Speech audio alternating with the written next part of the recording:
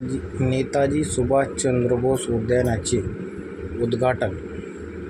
नेताजी सुभाषचंद्र बोस उद्यान, सुभाष गार्डन, गोंदियाचे उद्घाटन 25 सप्टेंबर 2025 ला सकाळी 8 वाजता होणार आहे. हे उद्घाटन गोंदिया क्षेत्राचे आमदार विनोद अग्रवाल यांच्या हस्ते होणार आहे. सुभाषचंद्र बोस उद्यानामध्ये सुभाष गार्डन हा अतिशय चांगल्या प्रकारे डिजिटल स्वरूपात बनवण्यात आलेला आहे. यामध्ये खूप विशेषतः अनेक आकर्षणसुद्धा बनवलेले आहे.